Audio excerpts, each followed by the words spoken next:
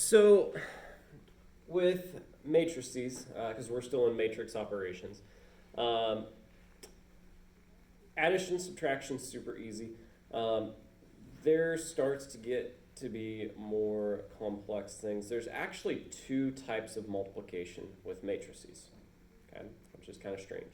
Scalar multiplication, which is what we're doing today, is pretty straightforward, and it's going to be pretty much like normal multiplication. So a scalar really just means multiplying by a number, okay?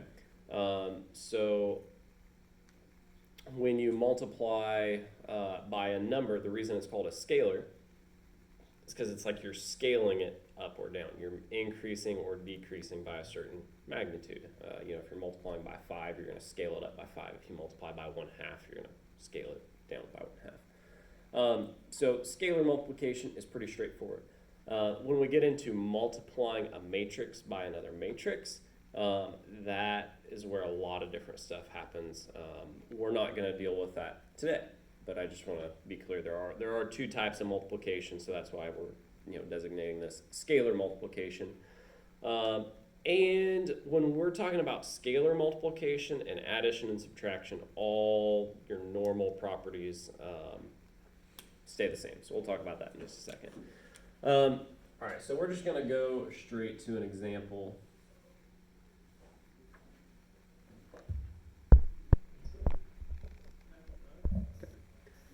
And with scalar multiplication, since you're just essentially, this is the scalar, okay, which is just a normal number. You're just scaling the whole matrix up by 3, which means you just multiply everything, each element by 3. So I'm just going to go through.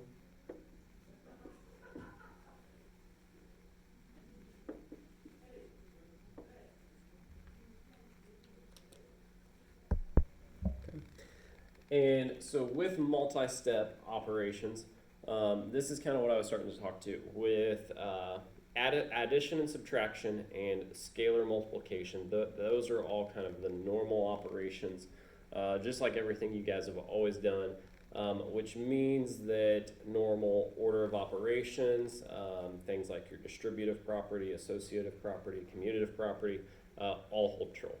All hold true. It's just normal addition, subtraction, multiplication. When we get to some other things with matrices, then some different things start to happen. All right, so let's take a look at this. So like I said, this would be scalar multiplication. You're just multiplying by 4, parentheses p plus q. Normal order of operations applies, so same thing as normal. Now, you could do distributive property here and multiply both things by 4. I think it's easiest to simplify your matrices before you do anything else. So I would add P and Q. So I'm going to put 4 and then put the result of adding those two there. So that's going to be -1.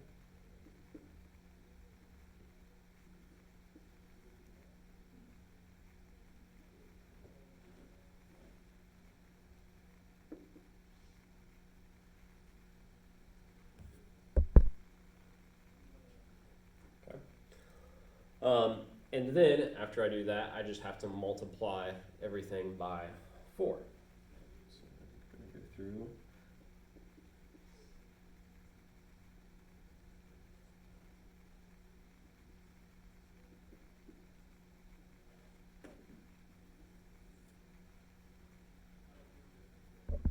All right, so now, one thing, that was pretty straightforward. One thing I do want to go ahead and talk about, because it's going to affect some of the stuff we do in a second. With matrices, typically we are always going to multiply in front like this, and with matrices you actually don't ever really divide. Okay? You would multiply by the reciprocal. So for example, if you wanted to divide by 2, you would multiply by 1/2. So with matrices, multiplication is the operation that you use, and technically speaking it's the same with everything. Like division is really just multiplying by the inverse. Okay, subtraction is really just adding the inverse. They're kind of made up operations. So there's that for you. Why do you think about it that way? Okay, so when we're solving equations involving matrices, um, you're gonna have some equation that's gonna look something like this, and I'm gonna use a capital X there, not my normal lowercase x.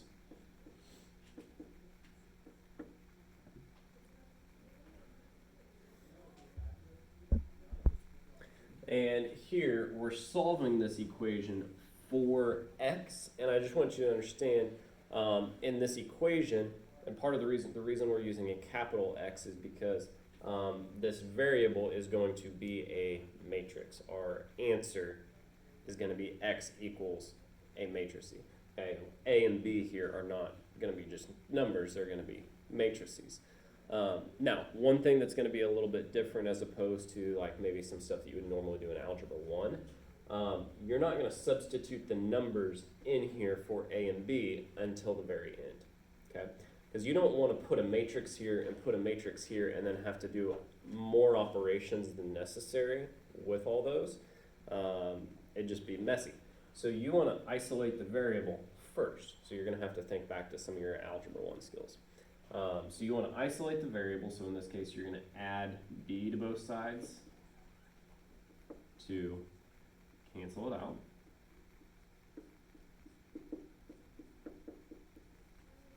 And then this is where it starts to get interesting. You can still think of it as dividing by 4, but really over here we're going to multiply by 1/4. We have to multiply that whole side. So you need to be conscious of the parentheses. Really going to have to think about your order of operations and Algebra 1 skills here. And now we just have to go in and do the operation. So it's going to be 1/4 times a plus b. So you're going to want to do... So we're going to get decimals? Could, but you're not here. So I would just go ahead, put 1/4 and then put the result of adding a plus b together. That way we can do that and only have one matrix there. So a plus b.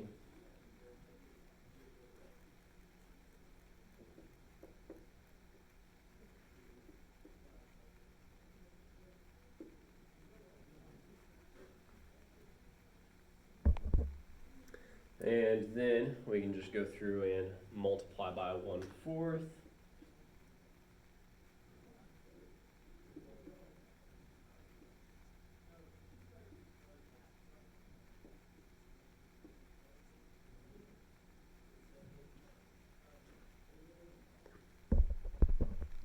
So if you're multiplying by a fraction here and it doesn't come out evenly, you would just leave. I prefer it as a fraction.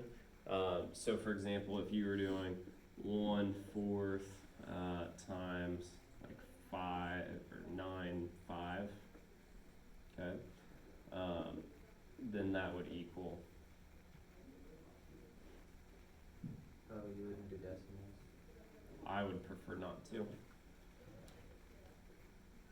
So, all right, that is actually it for notes. So for your guys' assignment, it's going to still be on that same page, P27. We're going to do 18 through 36 even. We're almost all done, Chris. And plus the odds.